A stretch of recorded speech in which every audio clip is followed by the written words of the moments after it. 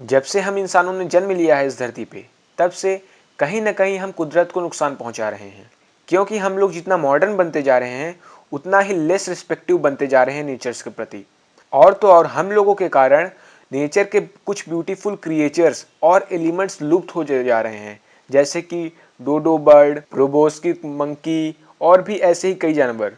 तो आज हम लोग बात करेंगे ऐसे ही कुछ बर्ड्स के बारे में जो लुप्त होने की कगार में हैं। So I am Harsh Tripathi and you are watching Social Informer. So without wasting any time, let's start it.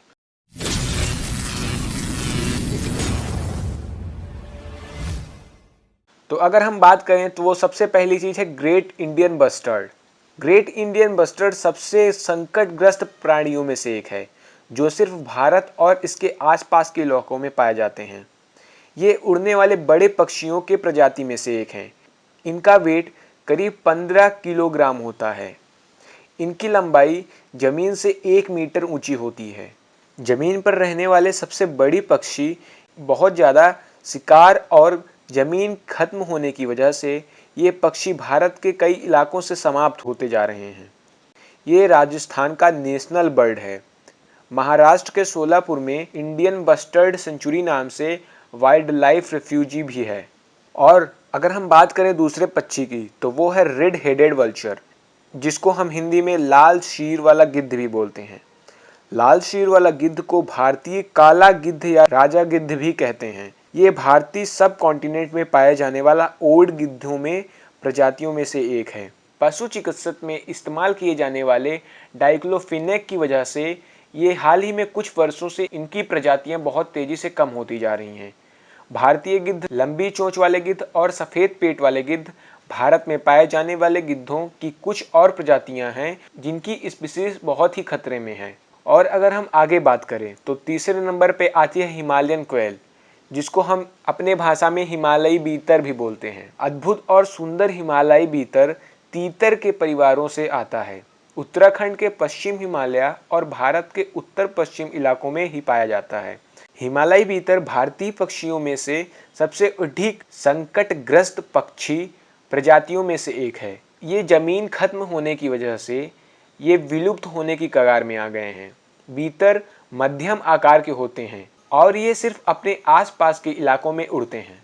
और चौथे नंबर पे बात करें तो साइबेरियन क्रेन। शानदार साइबेरियन क्रेन प्रवासी पक्षी हैं। ये सर्दियों के मौसम में भारत आते हैं। खूबसूरत साइबेरियन क्रेन दुनिया में इंडेंजर्ड स्पीसीज में से एक हैं, क्योंकि इनकी भी प्रजाति बहुत तेजी से कम होती जा रही है हाल ही दिनों में। बीते कुछ सालों से प्रवासी साइबेरियन क्रेन की आबादी में थोड़ी सी कमी होती जा रही है। इन पर विलुप्त होने का खतरा मंडरा रहा है। और अगर हम पांचवें नंबर पर बात करें तो बंगाल फ्लोरिकन, जिसको हम चरस के नाम से भी जानते हैं। चरस बस्टर्ड फैमिली का एक दुर्लभ प्रजाति है और सिर्फ भारतीय सब कॉन्टिनेंट में पाया जाता है। ये इंडेंजर्ड स्पीसीज में से एक है और दुनिया के कई स्थानों से खत्म हो चुका है। भारतीय सब कॉन्टिनेंट में 1000 से भी कम युवा मौजूद हैं इसके। ये दुनिया में सबसे दुर्लभ बस्टर्ड है, लेकिन सरकार और कृषि के भू संरक्षण की वजह से इसका पैतृक आवास खत्म हो चुका है।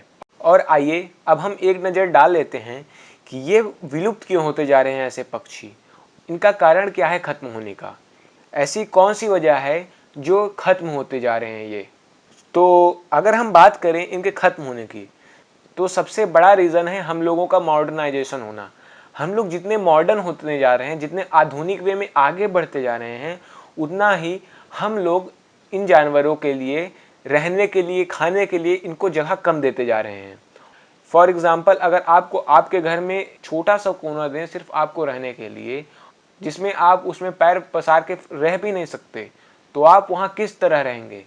तो इसी प्रकार क्या होता है कि पक्षियों को भी हम लोग जितना मॉडर्न होते जा रहे हैं उतना हम लोग जंगल काटते जा रहे हैं। जैसे कि इसीलिए देख रहे हैं कि शेर चीता आजकल शहर में आने लगे हैं। उनको रहने के लिए पर्याप्त जगह नहीं बच रही है।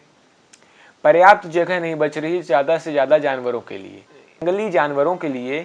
इस वजह से वो अपने स्थानों को छोड़ कर दूसरे स्थान में चले जा रहे हैं, या तो वो शहरों की ओर देख रहे हैं।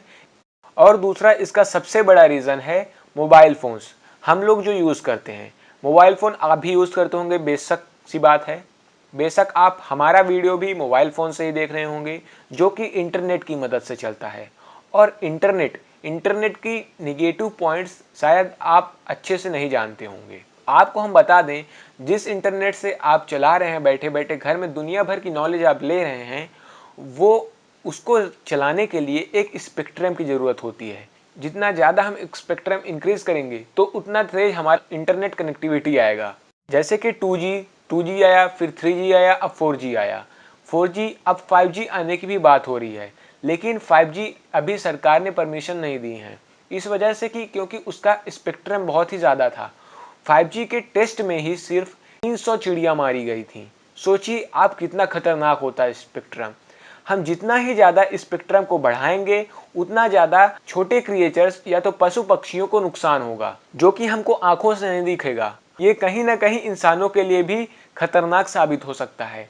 और सरकार में इसको ध्यान रखते हुए इसको एक पार्टिकुलर हर देश में इस पे लिमिटेशंस लगाई गई हैं स्पेक्ट्रम पे, कि कोई इससे ज़्यादा क्रॉस ना कर सके।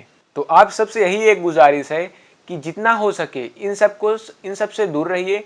और जितने भी विलुप्त होने वाले कगार में पक्षियां हैं, या तो कोई भी प्राणी हैं, या तो कोई भी एनिमल्स हैं, उन्हें किसी ना किसी भी रूप में उन्हें बचाइए और उनकी रक्षा कीजिए। ये आपको नहीं लगता कि इनके खत्म होने जाने से क्या होगा? आप इस अंदाजा भी नहीं लगा सकते, अगर ये पूरी तरह से खत्म हो गए तो क्या से क्या हो सकता है। तो आज के लिए बस इतना ही। अगर आपको यह वीडियो अच्छा लगा तो लाइक, सब्सक्राइब, कमेंट और शेयर जरूर करिएगा इस वीडियो को। और आपको क्या लगता है, आपके गांव शहर में कौन कौन से ऐसे पक्षी हैं जो अभी विलुप्त नहीं हुए हैं और वो विलुप्त होने की कगार में हैं? हमें कमेंट करके बताइए। और अगर आप ऐसे ही वीडियोस और चाहते हैं तो उसके लिए भी हमें कमेंट करके ज़रूर बताइए। आई होप आपको ये वीडियो अच्छा लगा होगा। तो लाइक एम रखते हैं 30 लाइक्स का, तो जल्दी से पूरा कर दीजिए।